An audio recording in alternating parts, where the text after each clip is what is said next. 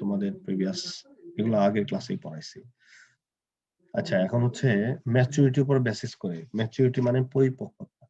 তোমরা সবাই জানো যে আমরা যখন কেউ কোনো ধান চাষ, পাট চাষ কিংবা কোনো ফল চাষ করে, এগুলোর একটা নির্দিষ্ট টাইম পর্যন্ত ফিল্ডে রাখতে হয়, মাঠে রাখতে হয়। যে তার আগেই যদি সেগুলো তুমি পেরে নিয়ে আসো, সেগুলোকে ইমম্যাচিউর বলে, তাই না? তোমরা সবাই দেখবা বিভিন্ন সিজনে, আমের সিজনেও অনেক আগে আম চলে আসে, ইমম্যাচিউর আম, দাম বেশি পাওয়ার জন্য, তাই না? তারপরে আদার্স যে সবজি টবজিও যেগুলো তোমরা দেখবা খেয়াল করে, এগুলাও অনেক সময়ই তোমার সিজন শুরু হওয়ার আগেই চলে আসছে। কিভাবে? তারা ভালো সার বীজ ইউজ করে, যেগুলা হ্যালো ভালো সার কিংবা ফার্টিলাইজার ইউজ করে কি হয়েছে, তার প্রোডাকশনটা আগে নিয়ে আসছে। তো দেখা যায় যে পরিপক্কতার আগে নিয়ে আসে, সেগুলো হচ্ছে ইম্যাচিউর। আর ম্যাচিউর কখন? যখন একটা পূর্ণ আহ নির্দিষ্ট সময় রাখার পরে তার ভিতরে যখন পূর্ণতা চলে আসবে, তখন তাকে আমরা বলবো ম্যাচিউর ফাইবার। দেখো যে well developed secondary cell wall and very small lumen. আমি এগুলো পড়াবো, এখন তোমরা বুঝবা না যে সেকেন্ডারি সেল ওয়াল কোনটা, স্মল লুমেন লুমেন কোনটা। আমরা যখন ফাইবারের স্ট্রাকচার পড়বো আরো পরে, তখন এগুলো আসবে, তখন তোমরা বুঝতে পারবে। এখন জেনে রাখো যে ম্যাচিউর ফাইবারে সেকেন্ডারি ওয়ালটা ওয়েল ডেভেলপ থাকবে, আর একটা লুমেন নামে একটা পোর্শন আছে যেটা থাকবে কি স্মল। যদি এই কন্ডিশনটা যদি ফুলফিল করে, তখন আমরা বলবো তাকে কি ফাইবার? Mature fibre. তোমরা কয়েকজন একটু আনমিউট করে রাখো রেসপন্স করার জন্য। জি স্যার। তারপরে হলো ইমম্যাচিউর ফাইবার কোনগুলা? ইমম্যাচিউর যেহেতু বলতেছে, তার মানে সেকেন্ডারি সেল ওয়ালটা ভালোভাবে ডেভেলপ থাকবে না। যে fibres with thinner secondary cell ওয়াল, এখানে ছিল ওয়েল ডেভেলপড, আর এটা হলো চিকন secondary, thinner secondary cell wall, larger lumen. They cannot adjust the dye molecules properly in dyeing or printing. That's why they produce paler shade in dyeing. তার মানে দেখো এখানে কি বলা হচ্ছে, যে যদি ওয়েল ডেভেলপড হয়, লুমেন যদি ছোট হয়, তখন তাকে আমরা বলবো ম্যাচিওর ফাইবার। আর এই সেকেন্ডারি সেল ওয়ালটা যদি চিকন হয়, লুমেনটা যদি বড় হয়, তাহলে আমরা বলবো ইমম্যাচিওর ফাইবার। আর এই ইমম্যাচিওর ফাইবারটা ডাইমলিকুল গুলাকে প্রপারলি অ্যাবজর্ব করতে পারবে না। ধরো তুমি তোমার টি শার্টটাকে নীল দেওয়া পানিতে তুমি ডুবাইলা, তারপর উঠানোর পরে কি দেখবা? সব জায়গায় সমানভাবে নীলটা লেগে আছে, তা ভালো। আবার অনেক সময় দেখবা যে এক জায়গায় নীলের পরিমাণ বেশি হয়েছে, আর এক জায়গায় কম হয়েছে। এর মানে কি? যে জায়গায় বেশি হয়েছে সে বেশি পরিমাণে ওই নীলের যে পার্টিকেল সেটাকে অ্যাবজর্ব করছে, যে কারণে ওই জায়গায় নীলের পরিমাণটা বেশি, আরেক জায়গায় কম হচ্ছে, যে কারণে ওই জায়গায় হালকা নীল। তো ওই ডাইং এর বেলায় যদি ইমম্যাচিউর ফাইবার হয়, তাহলে সেই ক্ষেত্রে প্রপার ডাইং হবে না, শেডের ভেরিয়েশন আসবে। আচ্ছা, ডেড ফাইবার কোনগুলো? Dead fiber, so-called dead fiber, have essentially only the primary cell wall. The lumen occupied the bulk of the fiber. এখানে বলা হচ্ছে যদিও শুধু প্রাইমারি সেল ওয়াল থাকবে। দেখো এখানে কি বলা হচ্ছিল, সেকেন্ডারি সেল ওয়ালের ব্যাপার। আর ডেড ফাইবারে কোনো সেকেন্ডারি সেল ওয়ালই থাকবে না, শুধু প্রাইমারি সেল ওয়াল থাকবে, আর বাকিটা লুমেন দ্বারা পরিপূর্ণ থাকবে। তখন তাকে আমরা কি ফাইবার বলবো? কি ফাইবার বলবো? ডেড ফাইবার বলবো। তাহলে দেখো ম্যাচিওর ফাইবার কোনগুলা? সেকেন্ডারি সেল ওয়ালটা ভালোভাবে ডেভেলপড অবস্থায় থাকবে, আর লুমেন থাকবে ছোট। আর ইমম্যাচিওর যেটা, সেটা সেকেন্ডারি সেল ওয়াল থাকবে তবে চিকন, এবং লুমেন থাকবে বড়, তখন সেটাকে বলবো ইমম্যাচিওর ফাইবার। আর ডেড ফাইবার কোনগুলো? যেগুলো সেকেন্ডারি সেল ওয়ালই থাকবে না, শুধু প্রাইমারি সেল ওয়াল থাকবে, আর পুরোটাই লুমেন দ্বারা পরিপূর্ণ থাকবে, তখন তাকে আমরা বলবো dead fibre. Dead fibre they remain undyed in dyeing. এই ডেড ফাইবারটাকে তুমি কখনো ডাই করতে পারবা না, সে আনডাই অবস্থায় থেকে যাবে, মানে তাকে তুমি কালার করতে পারবা না। তাহলে এবার দেখো, তুমি একটা সুতা বানাইলা, সুতা তৈরি করলা যার ভিতরে ডেড ফাইবারের পরিমাণ বেশি, এবং ওইটাকে ডাই করলা। ধরো তুমি পিঙ্ক কালার ডাই করে নিয়ে আসলা। এইবার বলো তো এই কাপড়টা দেখতে কেমন দেখাবে? স্যার মানে কাপড়টার ভিতরে ডেড ফাইবারের পরিমাণ বেশি। হ্যাঁ বেশি, ডেড ফাইবার পরিমাণটা বেশি। যে সুতা বানাইছো তার ভিতরে ডেড ফাইবারের পরিমাণটা বেশি। এখন তাকে আবার ডাই করে নিয়ে আসছো পিঙ্ক কালার, এখন একে আদৌ পিঙ্ক কালার দেখাবে? জি না স্যার, সে যে কি দেখাবে? জায়গায় যে সব জায়গায় ডেড ফাইবার আছে ওই জায়গায় পিঙ্ক কালার হবে না, ওই জায়গায় ওই ফাইবারের কালারটাই থেকে যাবে, তাই না? কারণ জি স্যার। ডেড ফাইবারকে কখনো তুমি ডাই করতে পারবে না, আনডাইড অবস্থায় থেকে যাবে। এই হচ্ছিল আমাদের classification of cotton fibre according to maturity, মনে রাখবা। আচ্ছা, এখন দেখো Bangladeshi cotton, mainly American cotton are produced in Bangladesh. Commercially, hybrid cotton are producing at Meherpur, Jashore, Kusta, Gazipur. The quality of Bangladesh cotton is improving now. Length, color, maturity are also very good. It is possible to produce minimum 60 single yarn from Bangladeshi cotton fiber. এখন বলা হচ্ছে যে বাংলাদেশে যে cotton গুলা তৈরি হয় এগুলো মেইনলি আমেরিকান কটন, আর এটা হাইব্রিড জাতের কটন। কারণ দেখো আমেরিকার যে টেম্পারেচার বা তাদের যে অ্যাটমসফেরিক কন্ডিশন আর বাংলাদেশের অ্যাটমসফেরিক কন্ডিশন কিন্তু সেম না, যে কারণেই বাংলাদেশে হয় হাইব্রিড, মানে একটা সংকর জাত। তো এটা মেইনলি মেহেরপুর, যশোর, কুষ্টিয়া, গাজীপুরে হয়ে থাকে। আর আমরা বাংলাদেশি কটন দ্বারা যে যদি ল্যাবে আমরা প্রডিউস করতে যাই তাহলে সেই ক্ষেত্রে আমরা 60s, তার মানে 60 সিঙ্গেল ইয়ার্ন, তার মানে 60 কাউন্ট, 60 এনি সিঙ্গেল, এস দ্বারা বোঝানো হচ্ছে সিঙ্গেল ইয়ার্ন। আমরা বাজারে যে সুইং থ্রেড গুলা পাই এটা বলতো সিঙ্গেল না ডাবল? হ্যালো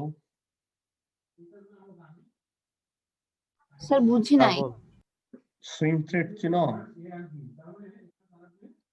সুইং থ্রেড সেলাই করে না তোমরা? সেলাই মেশিন চালাও, তারপরে এমনি বিভিন্ন কিছু সেলাই করার জি জন্য স্যার। বাজারে যে সুতাটা পাওয়া যায় সেই সুতার নাম হচ্ছে সুইং থ্রেড। টেক্সটাইলের ভাষায় কি থ্রেড?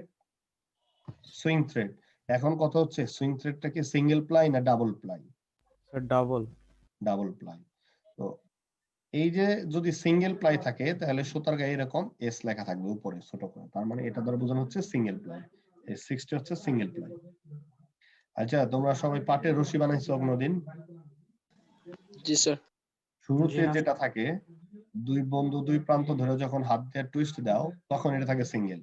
একটা নির্দিষ্ট পরিমাণ পাক দেওয়ার পরে কি করো তোমরা? দুই মাথা এক জায়গায় করো না? জি স্যার। তখন এটা কি হয়ে যায় বলো তো? ডাবল। Double ply. আমি সেটার কথাই বলছি যে বাজারে যে সুতাটা এরকম খুলতে গিয়ে দেখো এরকম দুইটা প্লাই পাবা, তাই না?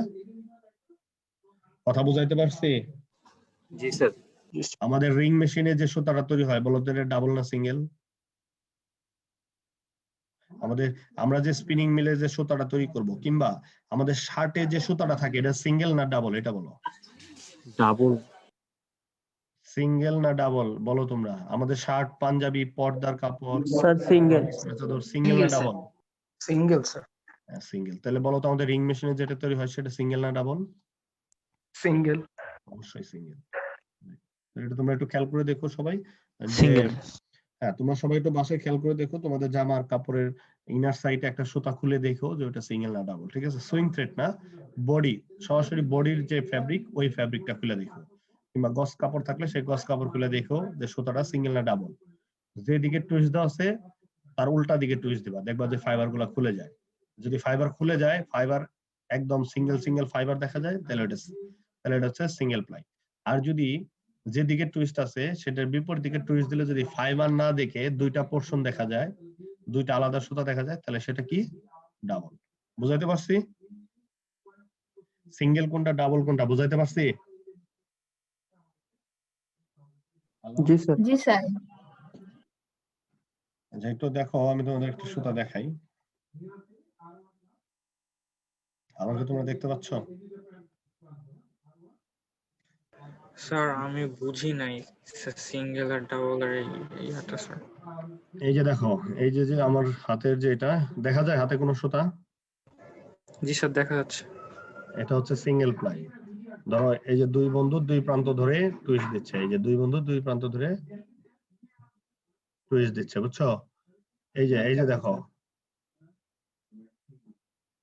এটা কি হয়ে গেল এখন বলো তো? এটা কি স্যার সিঙ্গেল ডাবল। আছে? এটা ডাবল হয়ে গেল। ডাবল। এখন দেখো এইভাবে টুইস্ট দেওয়া আছে, দেখতে পাইনি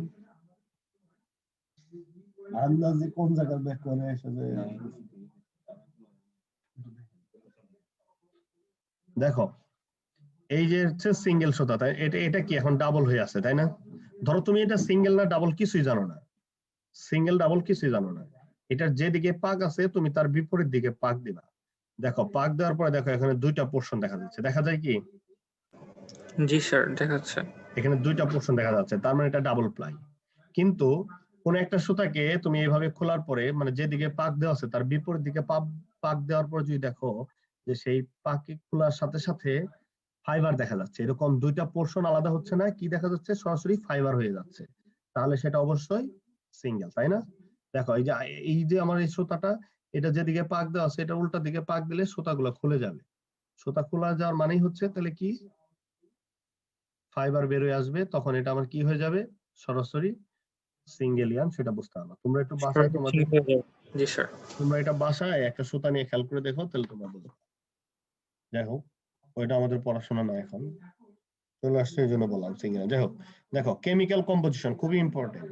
কেমিক্যাল কম্পোজিশন অফ র কটন, আমাদের যে একটা র কটন, এই যে কটন ফাইবার, তার ভিতরে কেমিক্যালি কি কি কম্পাউন্ড আছে দেখো। প্রথমে আছে সেলুলোজ, আমি তোমাদের আগেই বলছি এটা হচ্ছে সেলুলোজিক ফাইবার। দেখো সেলুলোজের পরিমাণ কত আছে?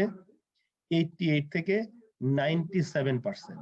তুমি কোন কোন বইয়ে দেখবা সেলুলোজ লেখা আছে 94%, কোনো সমস্যা নাই, এটা হচ্ছে একটা রেঞ্জ।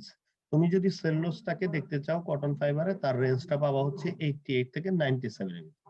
কেউ যদি লেখে যে সেলুলোজ আছে 94, ওকে, সে রাইট। সে যদি এরকম একটা রেঞ্জ দেওয়া দেয় তাও রাইট, ঠিক আছে, 88 থেকে 97। কারণ তোমরা অনেক রেফারেন্স বই ইউজ করবা যেখানে লেখা থাকতে পারে 94, 93, কোনো সমস্যা নাই, ঠিক আছে। আচ্ছা দেখো, তারপর আছে প্রোটিন, কত? 1 থেকে 2%। ওয়েল এন্ড ওয়াক্স, ন্যাচারাল কিছু ওয়েল এবং ওয়াক্স ফাইবার গায়ে লেগে থাকে, সেটা হচ্ছে 0.4 থেকে 1.5%।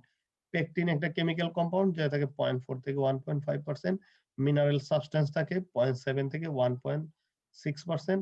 আর আদার্স থাকে 0.5 থেকে, এটা হবে 0.8। এই যে মাঝখানে এখানে কিন্তু পয়েন্ট হবে, বুঝছো, এর সামনে একটা পয়েন্ট হবে। হ্যালো হ্যালো জি স্যার। এটা এখানে একটু তোমরা একটু কারেকশন করে নাও, যে এই যে আদার্স 0.5 টু 0.8, 0.8, বুঝছো, এখানে কিন্তু শুধু 8 দেখানো আছে, এটা কি হবে বলো? 0.8 হবে। হ্যাঁ, তোমরা একটু এটা একটু তোমাদের একটু খাতায় একটু নোট করে নাও, যে এখানে আদার্স সাবস্টেন্স হবে 0.5 থেকে 0.8%, কিন্তু এখানে আমি বলে 8 হয়ে গেছে, সামনে একটা পয়েন্ট দেওয়ার মানে নেই। যাই হোক, এটা তোমরা একটু কারেকশন করে নাও। তো এটা হচ্ছে কেমিক্যাল কম্পোজিশন, থাকে cellulose, protein, oil and wax, pectin, mineral substance and others. তোমরা সিল্কের পড়ছো না? সিল্কের এইভাবে, হ্যালো স্যার এখনো আসে নাই স্যার। সিল্ক প্রথমে কোনটা শেষ করছো? উলের এটা উল, আসে স্যার। নাই? উলের কেমিক্যাল কম্পোজিশন আসে নাই? আসার কথা, দেখো উলের এরকম কেমিক্যাল কম্পোজিশন, সেগুলো কিন্তু খুবই ইম্পর্টেন্ট। নট অনলি এখানে পরীক্ষার জন্য, তুমি যদি বাইরে কোথাও কখনো চাকরির জন্য যাও, ফ্যাক্টরি কিংবা গভর্নমেন্ট কোনো ইনস্টিটিউটে যদি তুমি টিচিং প্রফেশনে আসতে চাও, তখন কিন্তু এই কেমিক্যাল কম্পোজিশন গুলো তোমার মনে রাখতে হবে। কারণ যে কোনো ভাই বোর্ডে তোমার জিজ্ঞাসা করতে পারে কটনের কেমিক্যাল কম্পোজিশনে সেলুলোজ কত, তারপর তোমার উলে প্রোটিন পার্সেন্ট কত, সিল্কে প্রোটিনের পরিমাণ কত। যেহেতু ওগুলা প্রোটিন ফাইবার, সিল্ক কি ফাইবার বলো তো? Protein fibre. উল কি ফাইবার? Protein fibre. বলতো ওখানে প্রোটিনের পরিমাণ কম থাকবে না বেশি থাকবে? স্যার বেশি থাকবে। রাইট। আচ্ছা দেখো কেমিক্যাল স্ট্রাকচার, দেখো এটা হচ্ছে আমাদের সেই কটনের কেমিক্যাল স্ট্রাকচার, দেখো কিভাবে আছে, পরীক্ষায় আসতে পারে যে chemical structure of cotton fibre, তখন কিন্তু এটা তোমার দিতে হবে। দেখো যে বেঞ্জিন চক্রে, দেখো তো কেমিক্যালে তোমরা কেমিস্ট্রিতে তোমরা পড়ে আসছো সেলুলোজের স্ট্রাকচার অবশ্যই। দেখো এখানে হয়তো বা কেমিক্যাল স্ট্রাকচার কটন আসছিল কিনা জানি না, তো বিষয়টা মনে রাখো, স্ট্রাকচারটা খুবই ইম্পর্টেন্ট। দেখো এখানে CH2 বন্ডটাও পড়ে, এটা কিন্তু এই জায়গায় নিচে। আর আমার থেকে তোমরা কেমিস্ট্রি আরো ভালো বুঝবা, কারণ যেহেতু কিছুদিন আগে তোমরা পড়লা। দেখো average degree of polymerisation, DP পড়ছো না তোমরা? জি স্যার পড়ছি স্যার। হ্যাঁ, দেখো কটনের ডিগ্রি অফ পলিমারাইজেশন কত? 9000 থেকে 15000। আর তার মানে হচ্ছে এটা হচ্ছে একটা রিপিটিং ইউনিট, এটা কতবার রিপিট হয়েছে? 9000 থেকে 15000। রাইট। দেখো ফিচার্স of cellulose. Cellulose এই স্ট্রাকচার ফিচারসটা বড় দেখো, cellulose is a polymer of beta D glucose. এটা হচ্ছে বিটা ডি গ্লুকোজের একটা পলিমার, ব্রাঞ্চলেস লিনিয়ার লাস্ট পলিমার। আচ্ছা এটা কি এখানে নিচে দিয়ে কোনো ব্রাঞ্চ আসছে? আর ব্রাঞ্চ আসে না, এটা হচ্ছে একটা লিনিয়ার পলিমার। তার মানে হচ্ছে এই ইউনিটটাই খালি লম্বা হইতেছে কতবার? 9000 থেকে 15000 বার। নিচের দিকে কোনো ব্রাঞ্চ আসে না, এই জন্য এটা হচ্ছে ব্রাঞ্চলেস। ঠিক আছে, এটার জন্য branchless linear large polymer. Beta D glucose are linked by beta glycosidic bond. এখানে যে বিটা ডি গ্লুকোজ যেটা, সেটা লিঙ্কড হয়েছে বিটা গ্লাইকোসাইড বন্ড দ্বারা। Bond is made between C1 and C4 atom of beta D glucose. Bond is made between C1 and C4 atom of beta D glucose. One cellulose polymer contains 300 to 1500 glucose polymer. তাহলে দেখো একটা cellulose polymer 300 থেকে 1500 glucose পলিমারকে contain করে থাকে। তো এটা হলো তোমার সেই কেমিক্যাল স্ট্রাকচারের ফিচার্স। যদি পরীক্ষায় আসে যে কটনে কেমিক্যাল স্ট্রাকচার এবং তার স্ট্রাকচারের ফিচার্স লেখো, তাহলে তোমার সুন্দর করে এই যে কেমিক্যালের যে বন্ডিং গুলো যেভাবে দেখানো আছে সেটা দেখায় জাস্ট এই 5টা লাইন লিখে দিলেই তোমার অ্যান্সার হয়ে যাবে। 4 থেকে 5 মার্কে আসতে পারে, মনে রাখবে এগুলো। তারপর হচ্ছে গ্রেডিং অফ কটন। এই গ্রেডিং সম্পর্কে তোমাদের এর আগে আলোচনা করছিলাম যে কোনো কিছু একটা বিক্রি করতে গেলে তোমাকে গ্রেড করা হয়, যে একটা হচ্ছে A grade, B grade, C grade, মানে সবচেয়ে ভালো, তার থেকে একটু কম ভালো, তার থেকে আর একটু কম ভালো, এভাবে করতে করতে একদম নিচু পর্যন্ত যাওয়া যায়, সেটাকে আমরা গ্রেডিং বলি। তো এই কটন ফাইবারটাও ইন্টারন্যাশনাল মার্কেটে গ্রেড অনুসারে বিক্রি হয়। তো এই গ্রেডিংটা কি দেখো, in order to grade the quality of raw cotton, the rating is done according to the level of length, fineness, strength, color, luster, natural strengths and impurities in fiber. যে একটা কটন ফাইবার গ্রেড কত হবে, তার quality কেমন হবে, সেটা depend করতে হয় কয়েকটা বিষয়ের উপর। কি কি? একটা হচ্ছে ফাইবারের লেন্থ কেমন থাকবে, আরেকটা হচ্ছে ফাইবারের ফাইননেস কেমন হবে, আরেকটা হচ্ছে স্ট্রেংথ, তুমি যে ফাইবারটা ব্যবহার করছো তার স্ট্রেংথ কেমন, কালার কেমন, ন্যাচারালি তার ইম্পুরিটিস কি পরিমাণ আছে ওই ফাইবারে, সেটাও একটা বিষয়। These are divided in different ways according to the production land. এই যে এগুলো হবে, এগুলা ডিভাইডেড করা হয়েছে বিভিন্ন উপায়ে। তার যে জায়গায় তৈরি হচ্ছে যে প্রোডাকশন ল্যান্ডের উপর বেসিস করে এটা বিভিন্ন ওয়েতে তোমার এই কটনটাকে গ্রেডিং করা হয়। যেমন গ্রেডিং সিস্টেম আছে, দেখো আমেরিকান কটন গ্রেডিং সিস্টেম আছে। তাহলে আমেরিকার ল্যান্ড যে জায়গায় হয় তার উপর বেসিস করে আমেরিকান গ্রেডিং হয়। ইজিপশিয়ান অঞ্চলে যে কটন হয় তার উপর ভিত্তি করে ইজিপশিয়ান কটন গ্রেডিং আছে। ইন্ডিয়ানে যে কটন হয় তার আবার ইন্ডিয়ান কটন গ্রেডিং সিস্টেম। এটা হলো ডিফারেন্ট ওয়ে। এই যে these are divided in different ways according to the production land, মানে যে জায়গায় তৈরি হয়েছে তার উপর বেসিস করে গ্রেডিং সিস্টেমটা এক এক রকম। দেখো quality of cotton depends on, একটা কোয়ালিটি কটন মানে একটা কটন কেমন কোয়ালিটির, তোমার এটা কেমন ফাইবার, কেমন ভালো না খারাপ, তার ডিপেন্ড করে কয়েকটা বিষয়ের উপর। Colour, staple length, fineness, strength, maturity, trust content, uniformity ratio. এই কয়েকটা বিষয়ের উপর ডিপেন্ড করে যে একটা ফাইবার কেমন, ভালো না খারাপ। যে এর আগে তোমাদেরকে একটা উদাহরণ দিচ্ছিলাম যে একটা স্টুডেন্ট সে কতটুকু ভালো তার ডিপেন্ড করে তার বিভিন্ন রেজাল্টের উপরে, তাই না? একজনের পক্ষে তো আমি যা সবার এখন পরীক্ষা নেওয়া সম্ভব না, কিংবা একজন ছাত্রকে যদি আমি এক্সামিন করতে চাই যে কেমন, তাকে আমি শুরুতেই জিজ্ঞাবো বাবা তুমি কিসে পড়ো, সে বলবে অনার্সে। আচ্ছা কোন সাবজেক্টে পড়ো, আচ্ছা তোমার এসএসসি রেজাল্ট কেমন ছিল, তার উপর বেসিস করে আমি একটা আইডিয়া নিতে পারবো। এই জন্যই এই বিষয়গুলোর উপর ডিপেন্ড করে যে ওই ফাইবারটা কেমন হবে। দেখো considerable points of grading of cotton, যে কটনটাকে যখন তুমি গ্রেডিং করতে যাবা তখন কি কি বিষয় কনসিডারেশন আনতে হবে। দেখো the assessment of cotton is carried out traditionally by the cotton classer who depends upon personal skill and long experience in judging cotton quality by inspection and feel. একটা কটন ক্লাসার আছে যারা এই কটনটাকে গ্রেডিং করে, তাকে বলা হয় কটন ক্লাসার। এরা personal skill এবং দীর্ঘদিনের এক্সপিরিয়েন্স দ্বারা এই কটন গুলাকে ইন্সপেকশন করে এবং কি এগুলার ফিল করে এগুলার গ্রেডিং করে থাকে। কথা বুঝাইতে পারছি? হ্যালো হ্যালো, জি। মানে তোমরা দুই একজন জি স্যার, রেসপন্স করো, শুনতেছি। নাহলে তো আমি বুঝবো না যে তোমরা কথা শুনতেছো কিনা। বলতেছি যে একটা গ্রেডিং করতে গেলে তাহলে কে গ্রেডিংটা করে? এই যে যে গ্রেডিং করতে গেলে এইসব বিষয়ের উপর খেয়াল রাখতে হয়। এইসব বিষয় কে খেয়াল রাখে? যে খেয়াল রেখে এই কাজটা করে তাকে বলা হয় ক্লাসার। যেমন তুমি পরীক্ষা দেওয়ার পরে যে খাতাটা দেখে তাকে কি বলা হয় বলো তো? স্যার Exam- এক্সামিন এক্সামিনার, তাই না? এক্সামিনার। এইখানে যে গ্রেডিংটা করে তাকে বলা হয় ক্লাসার। আর সে কিসের উপর বেসিস করে এই ক্লাসিফিকেশনটা করে থাকে? আচ্ছা, যে তোমাদের খাতা দেখে তাকে এমনি কি তাকে খাতা দেওয়া হয়, না তার কিছু কোয়ালিটির উপরে খাতা দেওয়া হয়? হ্যালো, অবশ্যই তার সে- কোয়ালিটির উপরে খাতা দেওয়া হয়। এই যে তুমি যে স্যার আমাকে অ্যাসাইনমেন্টটা দিছো, এটা ধরো আমি কাউকে দেখতে দিব, এমনি কি আমি কাউকে দেখতে দিতে পারবো, নাকি তার অতীত অভিজ্ঞতা থেকে তাকে আমি দেখতে দিতে পারবো, তাই না? যখন আমি জি বুঝবো স্যার। সে এটা জানে এই সম্পর্কে, তার লং এক্সপিরিয়েন্স আছে, তখনই আমি তাকে এটা দিতে পারবো। এই জন্য এখানে বলা হচ্ছে যে যাই গ্রেডিং করে থাকে তাকে বলা হয় ক্লাসার, কটন ক্লাসার। আর সে কি করে? পার্সোনাল স্কিল এবং লং এক্সপিরিয়েন্সের মাধ্যমে এই কটনটাকে জাজ করে থাকে যে কটনটা কোন গ্রেডে পড়বে। In arriving at his assessment, the classer takes note of, এই যে যখন তার কাছে ফাইবারটা আসে এটা গ্রেডিং করার জন্য, তখন ওই ক্লাসার কিছু বিষয়ের উপর নোট নেয়। কি কি নোট?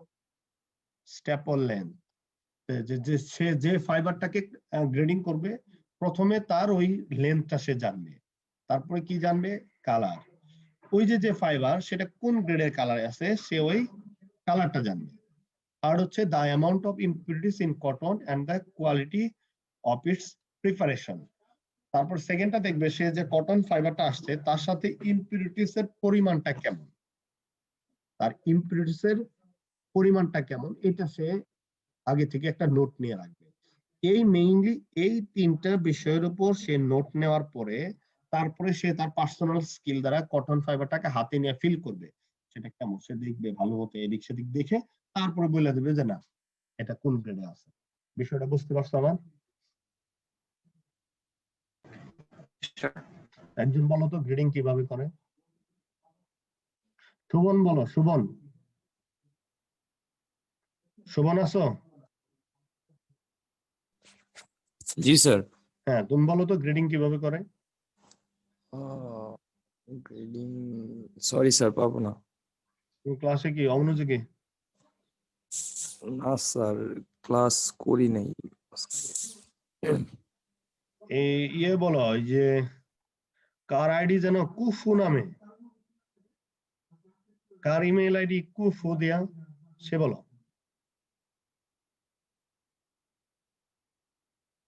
হ্যালো, দাঁড়াও আমি খুঁজে বের করতেছি কে সে।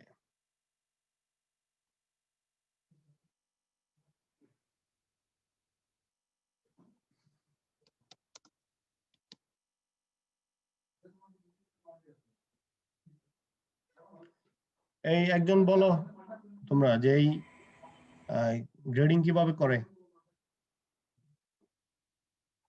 হ্যালো, স্যার ফাইবারের কোয়ালিটি এন্ড কোয়ান্টিটি মেনটেন করা মানে দেখাশোনা করার জন্য এগুলো একজন দেখাশোনা করে যাকে ক্লাসার বলা হয়। সে হচ্ছে আম, কিছু সে হচ্ছে কিছু বিষয়ের উপরে সে কিছু বিষয় খেয়াল করে হচ্ছে এই ইয়াটা এই মানে এই কোয়ালিটি এন্ড ইয়া কি বলবো স্যার এটাকে গ্রেডিংটা করে থাকে। সেই হচ্ছে সেই আম, সেই স্যার ইয়াগুলো সেই নোটগুলো হচ্ছে সেই পয়েন্টগুলো হচ্ছে স্যার স্ট্যাপল লেন্থ, তারপর স্যার এটার কালার, আর হচ্ছে স্যার এটার ভিতরে কি পরিমাণ স্যার হচ্ছে ওয়েস্টেজ থাকবে কটনের, আর হচ্ছে এটার স্যার মানে এটার ইম্পিউরিটিস থাকবে, ফরেন ম্যাটেরিয়াল, কটন জি বাদে আর স্যার। কি থাকবে? তাহলে এই যে দেখো আমি আমি তোমাদেরকে আবার বলি, তোমরা এই যে অমনোযোগী, যে গ্রেডিং করা হয় মানে হচ্ছে কি কটনটা কোন ক্যাটাগরি পড়বে, ভালো খারাপ নাকি, সেটা করতে গেলে যে ব্যক্তি, এটা তো কোনো একটা ব্যক্তি করবে গ্রেডিংটা, সেই ব্যক্তিটাকে বলা হয় ক্লাসার, কটন ক্লাসার। সে তার পার্সোনাল স্কিল এবং লং এক্সপিরিয়েন্স দ্বারা এই কটনটাকে গ্রেডিং করে থাকে।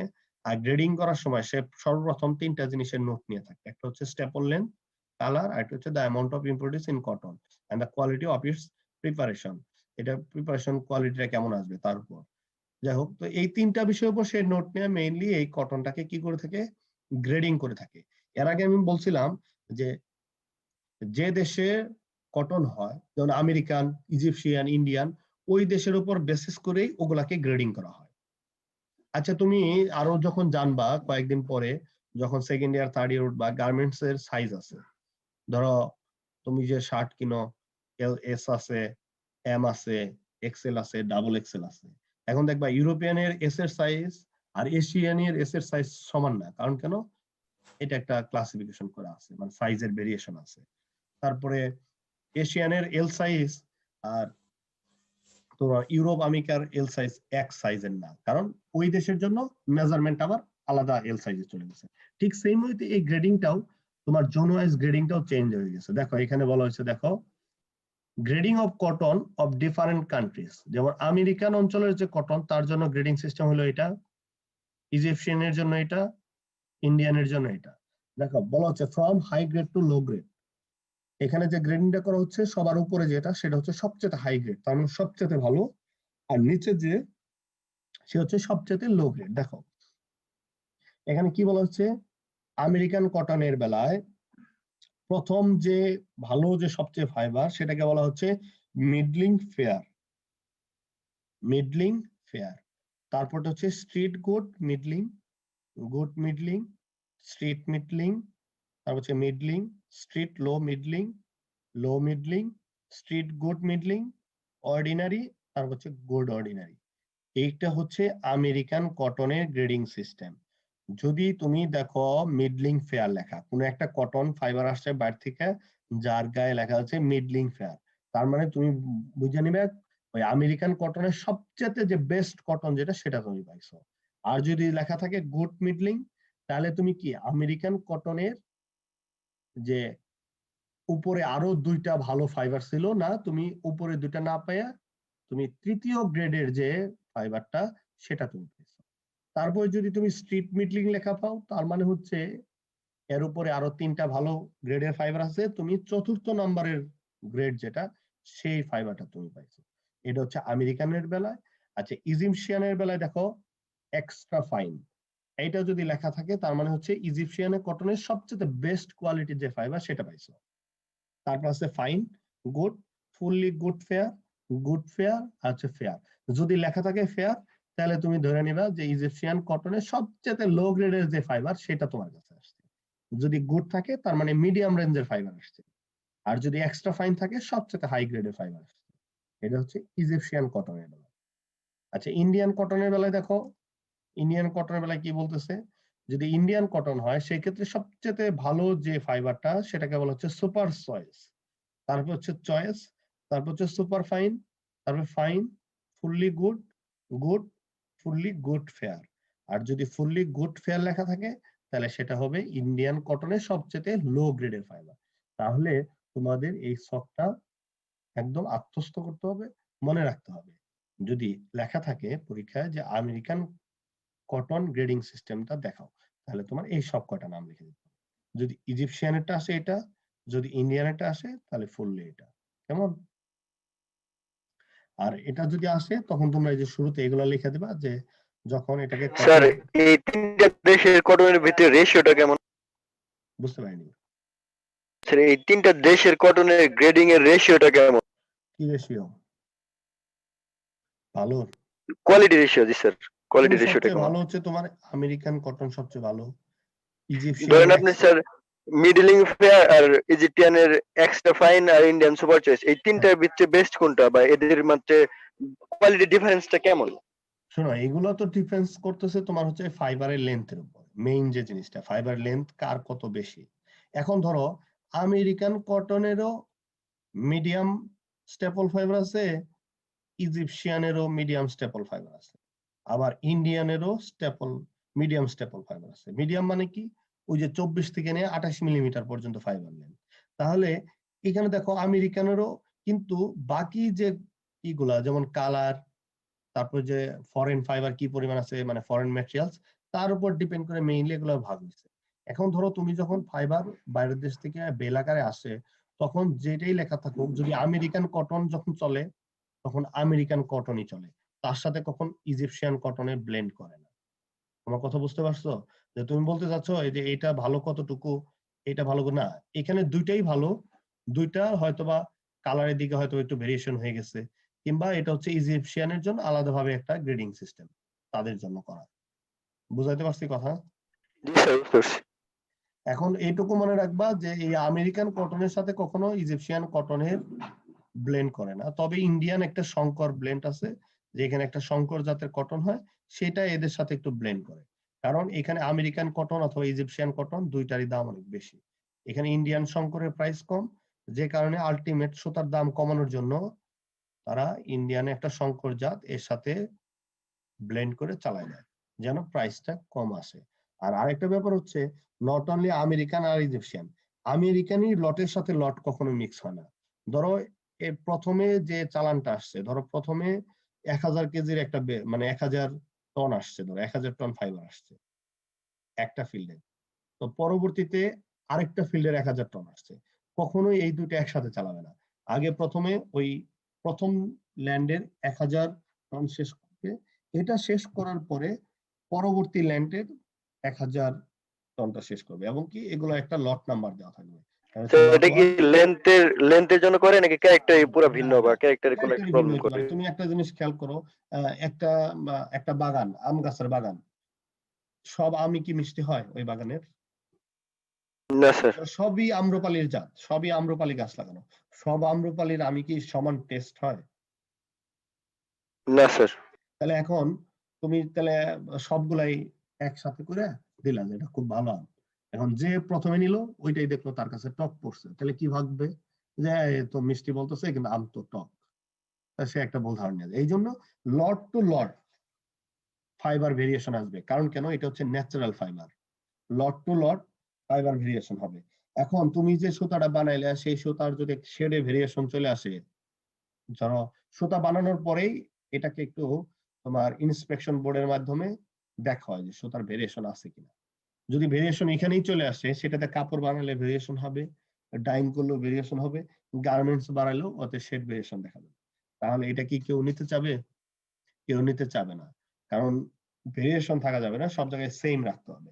এই জন্যই লট টু লট আমরা কখনো মিক্স করি না, এক লটটা শেষ করি তারপরে আরেক লটে যাই, এটা তোমরা মনে রাখবা। সেকেন্ড যে টপিক, খুব ইম্পর্টেন্ট একটা টপিক, যে cross sectional structure of cotton fibre, এটাকে মাইক্রোস্ট্রাকচার বলা হয়।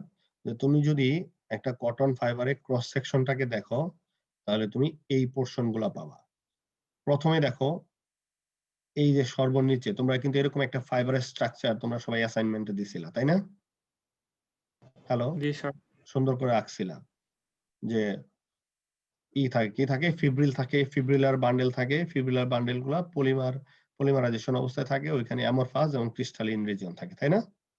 দেখো জি স্যার। ওইটা দেখেছিল একটা মলিকুলার ফাইবার, হ্যাঁ, ওইটা হলো নর্মাল একটা বেসিক স্ট্রাকচার। আর এটা হচ্ছে কটন ফাইবারের ক্রস সেকশনটাকে যদি তুমি দেখো, ক্রস সেকশন মানে একটা জিনিসকে মাঝ বরাবর কাটার পর তারপরে যদি দেখতে থাকো, প্রথমে যে পোর্শনটা পাবা সেটা পাবা এই যে নিচের এই পোর্শনটা, এটাকে বলা হচ্ছে কিউটিকেল। এই যে দেখো এটা, এইটার পরবর্তী ক্রিস ক্রস, দেখো তো এটা ছিল লম্বালম্বি ভাবে, তাই না? হ্যালো,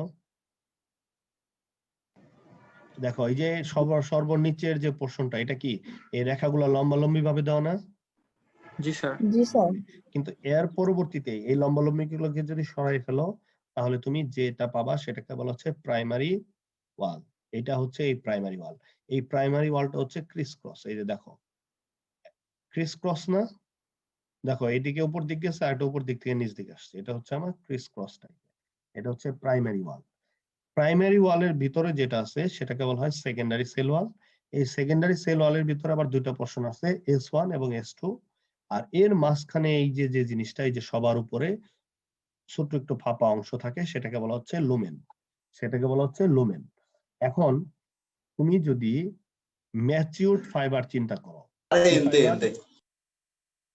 হ্যালো, ম্যাচিউরড ফাইবার যদি চিন্তা করো, তাহলে সেই ক্ষেত্রে প্রাইমারি ওয়ালের পরে যে সেকেন্ডারি ওয়াল S1 এবং S2 আছে এটা পুরাটাই জায়গা দখল করে আছে, আর লুমেন মাঝখানে ফাঁপা অংশটা থাকবে খুবই কম, সেটা হচ্ছে আমার ম্যাচিউর ফাইবার।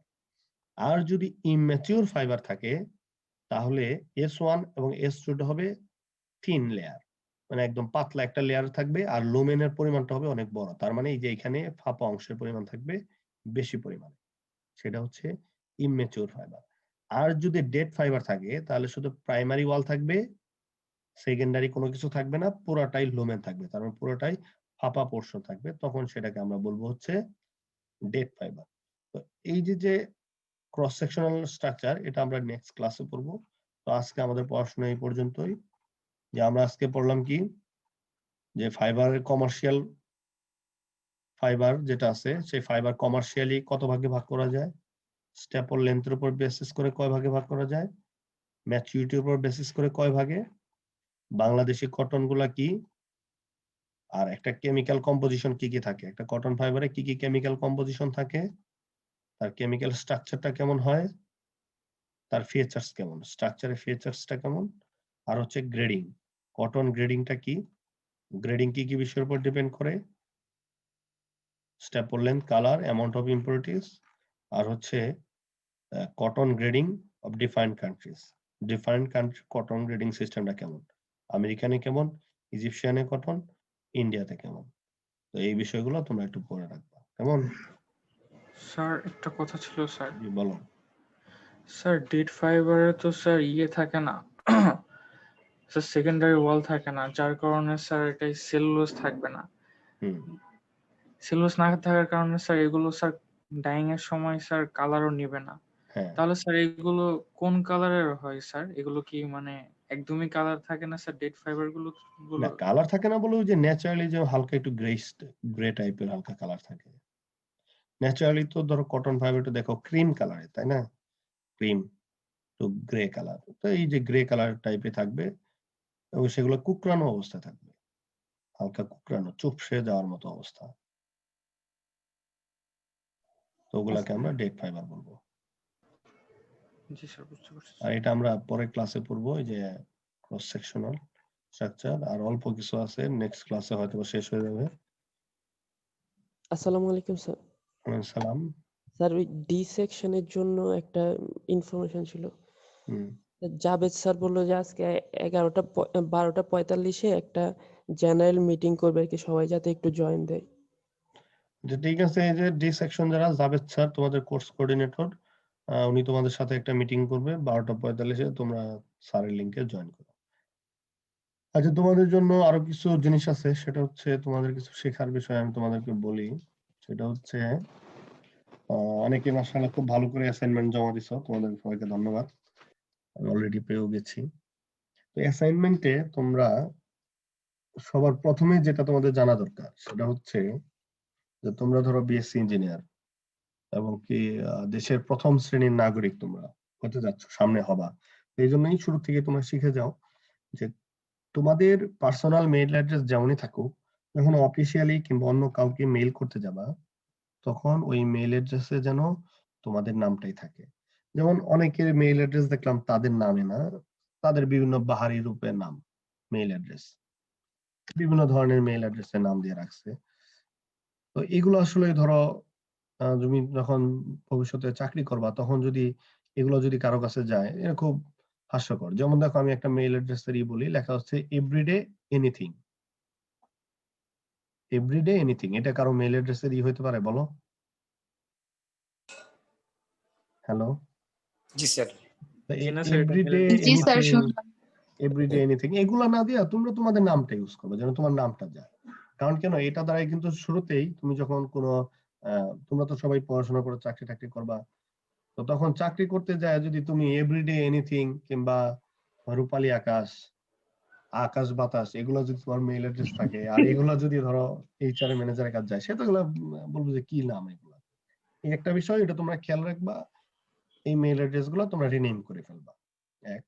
আর দুই নম্বর হচ্ছে তোমরা যখন একটা ফাইল কাউকে পাঠাবা তখন কিন্তু ফাইলটাকে রিনেম করে দেবা, রিনেম করবো। অনেকেই দেখা যাচ্ছে যে ওই যে মোবাইলের ক্যাম স্ক্যানারটা ইউজ করে ওইটার ফাইলটা রিনেম করে নেয়, হয়তো বা ভুলেই করে নেই, তো তোমরা এটা রিনেম করবে ফাইলগুলো।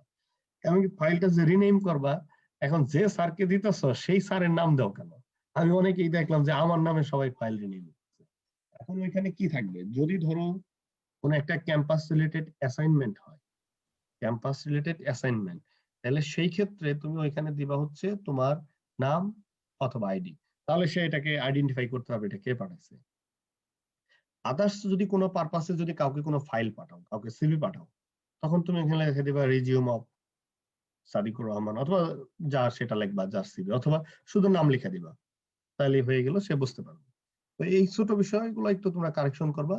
আর সবাই দেখলাম খুব সুন্দর পাঠাইছে, অনেকে কিছু অনেক ভুলও লিখছে। একজনের কথা আমার ঠিক মনে নাই, তার ভুলটা আমি বলে দিই। সে লিখছে হচ্ছে ফ্লোচার্ট অফ টেক্সটাইলে সে ফ্যাব্রিকের ফ্লোচার্ট দিছে, সিনজিং লিখছে, ডিসাইজিং লিখছে, স্কাউরিং লিখছে, ব্লিচিং লিখছে না। ওইখানে ফ্লোচার্ট অফ টেক্সটাইল বলতে বোঝানো হচ্ছে যে টেক্সটাইলের ধারাবাহিক ধাপগুলা কি। টেক্সটাইলের প্রথম হচ্ছে কি স্পিনিং, স্পিনিং এর পরে উইভিং অথবা নিটিং, দেন হচ্ছে ওয়েট প্রসেসিং, দেন হচ্ছে কি অ্যাপারেল ম্যানুফ্যাকচারিং। তো এই চারটা ধাপের ইনপুট এবং আউটপুট সেটা দিবা। তো ওইখানে তো একজন দেখলাম যে সে স্পেসিফিক্যালি সে যে ফ্যাব্রিকের হয়তো ফ্লো চার্টটা দিছে, ওভেন ডাইং এর সম্ভবত। তো ওই কোশ্চেনে কিন্তু আসলে ওটা চাইনি। তো এই বিষয়গুলো তোমরা একটু খেয়াল রাখো, ওটা একজনই করছে দেখলাম, আর বাকিগুলো দেখে তোমাদেরকে আশা করি আস্তে আস্তে ফিডব্যাক দিয়ে দিব, কেমন? স্যার এটা কি আমাদের প্রথম অ্যাসাইনমেন্ট ছিল? বুঝতে পারলাম না তোমার কথাটা। স্যার বলতে চাচ্ছিলাম কি এটা কি আমাদের প্রথম অ্যাসাইনমেন্ট ছিল? মানে প্রথম অ্যাসাইনমেন্ট বলতে মানে আমি এটা প্রথম অ্যাসাইনমেন্ট পাইছি আপনার কাছ এই থেকে একটাই, মেল। হ্যাঁ হ্যাঁ এই একটাই ছিল। জি স্যার, এটাই জানার জন্য। এটা হচ্ছে আমরা ধরো, কি সামনে পাবো আরো? হ্যাঁ সামনে আরো পাবা। এটা হচ্ছে কি ধরো, তো আমি একটা ক্লাস নিলাম তোমাদের অনেকদিন একটা চ্যাপ্টারের উপরে, আর কি জি অবস্থা, স্যার, তার জন্য এটা একটা হোমওয়ার্ক বলতে পারো, ঠিক আছে? একটা অবশ্যই হোমওয়ার্ক। স্যার। জি স্যার, জি স্যার, ঠিক আছে। এই ছিল ব্যাপার। আর কেউ কিছু বলবা?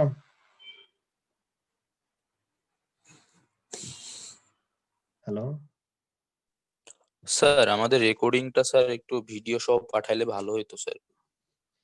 ভিডিও সহ রেকর্ডিং? জি স্যার, মানে শুধু অডিও আসতেছে স্যার। অডিওতে কি সমস্যা হচ্ছে? স্যার একটু স্ক্রিন শেয়ার গুলো দেখতে পারলে তো ভালো হতো স্যার, একটু বোঝার ক্ষেত্রে স্যার। তা অবশ্য ঠিক। আর যেগুলো দিছি, আচ্ছা আমি আর পরে এগুলো দেখি, ভিডিও দিবনি। আর তোমরা একটা জিনিস খেয়াল করবা, আমি তোমাদের বলি, তোমরা ওই অডিও শোনার সময় তোমরা ওই ফাইলটা একটু ওপেন করে রাখবা, বুঝছো? আমি যে ফাইলগুলো তোমাদেরকে দিয়ে রাখি, এই ফাইলটা আগে ওপেন করবা, তারপর অডিও গুলো শুনবা, দেখবা যে তাহলে তুমি ধরতে পারবা।